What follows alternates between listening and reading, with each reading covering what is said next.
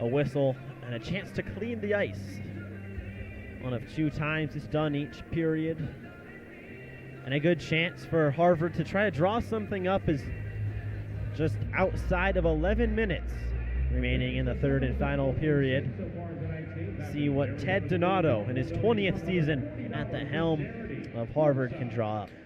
Well, and just to touch on that for a second, when you think about things that have happened in the last 20 years at Harvard, 5 conference tournament championships, a boatload of NCAA tournament appearances, including the last 2 seasons, 22 and 23, and it just so much history there with Olympians and NHL players and just so many different things. Yeah, and I believe leaving out really that those 2 COVID years for Harvard, it's been a really pretty long stretch of times making the tournament. So a Harvard team that always is a formidable opponent to any team they play, this year just kind of in a little bit of a rebuilding year. This one squirts free, but Arizona State is there defensively. Quickly back now the other way. Eckerly gets the pass, a touch pass, and Kyle Smolin fanned on it, had an empty net, just gets too far behind, and he couldn't even put the puck on his stick. Riley had a great chance there as well, obviously sitting with 2 goals on his stick. Merchant, touch pass to Eckerly over to Kyle Smolin. Smolin drive, they score! Arizona State and Kyle Smolin go up by 2 once more.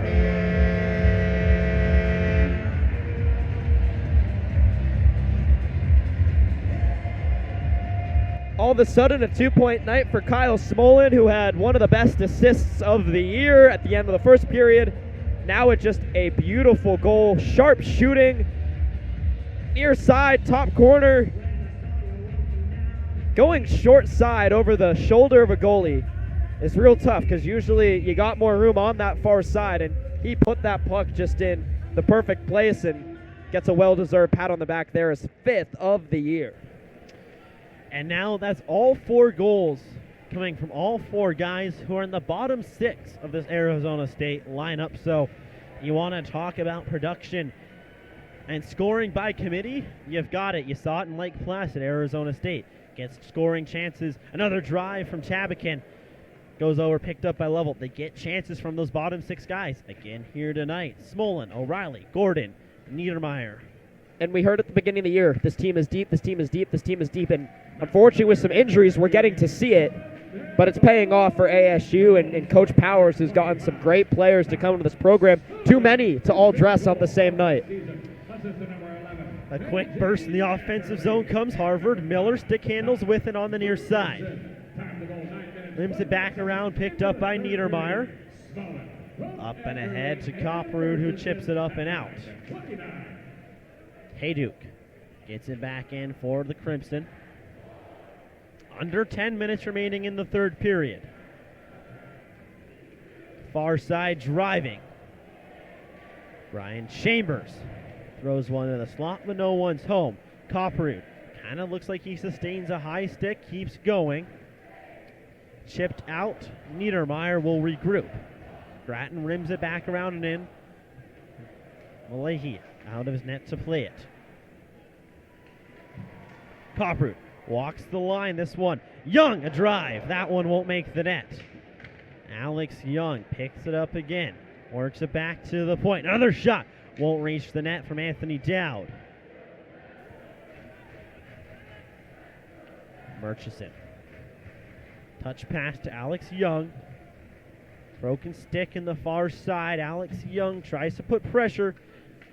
Or Philip Tresca gives chase, but Charlie Shane controls for Arizona State momentarily. Cross ice Murchison.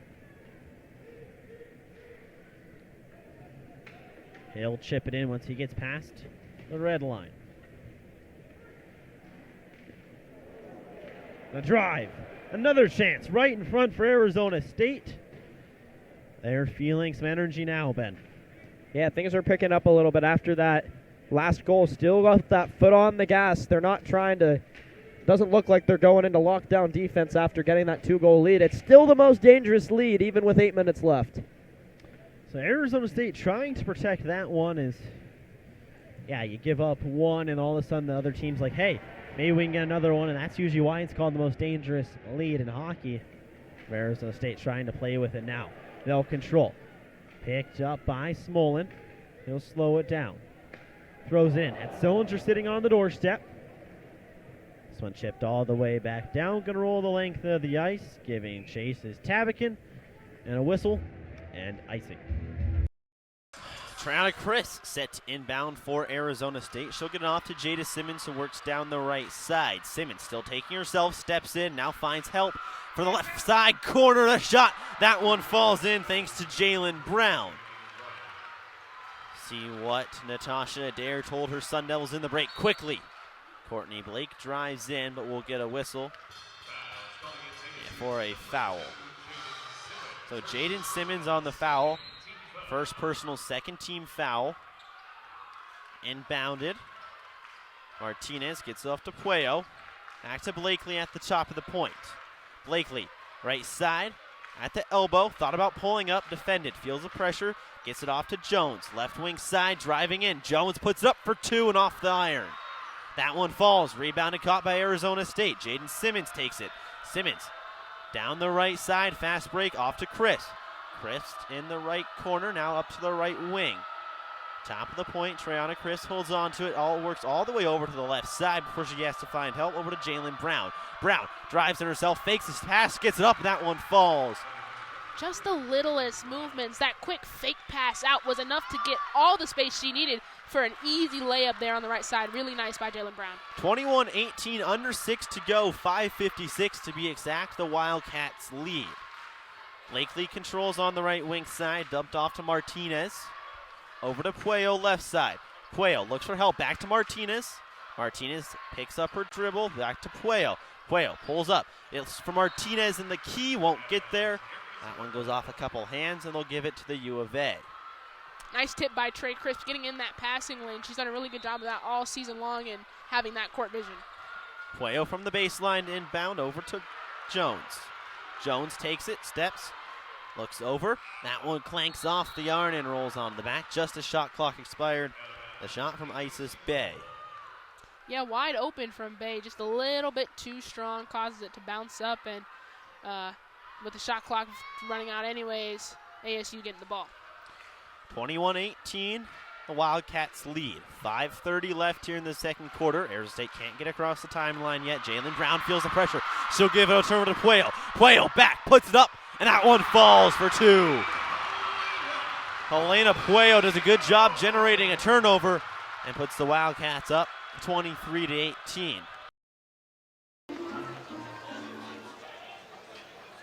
So we're back with the top half of the fifth inning. Ohio State and Arizona State baseball.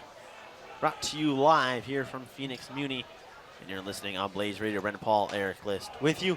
As the first pitch to Mitchell Oakley will be taken for ball one. Oakley reached base via a base on balls in his first at bat. He sees this one swung on. That should find some room. And right center field will be fielded by Isaiah Jackson, going for two. The throw to second base, not in time, and Oakley will get in to second with ease. Well, Isaiah Jackson there with a chance to try and throw Oakley out there at second base, but airmails the throw as he came into extremely shallow right center to try and make a play on it and just overshot it. And it found Karstetter's glove coming over from third. So Hunter Rosen, the righty, steps in. First pitch he sees, he shows, but pulls it back. That one's high for ball one. Rosen 0 for 1 on the night so far with a strikeout coming in the second inning. 1 ball, no strikes. It's still Ben Jacobs on the rubber for Arizona State. The lefty comes set at the hip, checks the runner, and decides to pick him off, but has no one there. Zondino is nowhere close for Arizona State. 1 ball, no strikes, no outs. A runner on second via a double, which is Oakley. So shows bunt from Rosen. This one down the right side.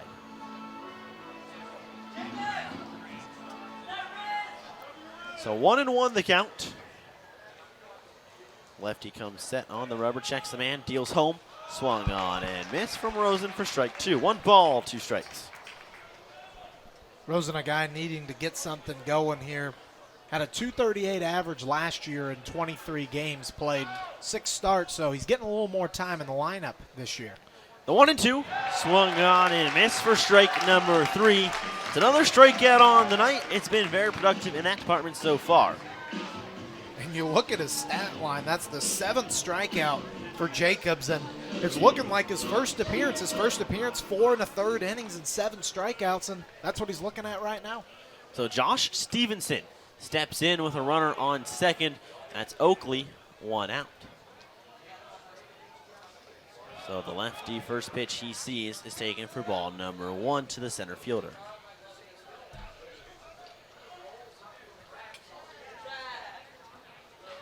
Stevenson 0 for 1 with a strikeout.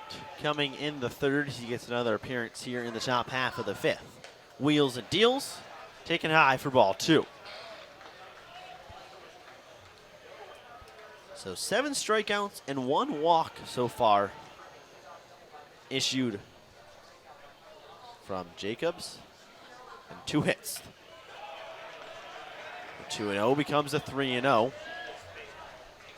See a lefty start to get loose in the ASU bullpen down there in right field. Not sure who it is, but definitely someone moving as Jacobs is getting a little tired. Comes set and delivers this one. Grazed enough of the strike zone to be up to 3-1. So 3 balls and 1 strike. So the 3-1 from Jacobs. Like I said, only has issued 1 walk so far tonight. Wheels and delivers. And he'll find the strike zone to even the count at full. This is a big pitch here for Jacobs. Started down 3-0. A second out here via the strikeout would be huge for his confidence and that runner at second. Checks the runner at second and delivers. This one swung high. Going deep into right. Cromwick gives chase at the warning track. Gets under it. Oakley takes up at second and will move to 3rd. So a sacrifice fly to move the runner from Stevenson. We're up to 2 outs, and Ohio State has a base runner 90 feet away.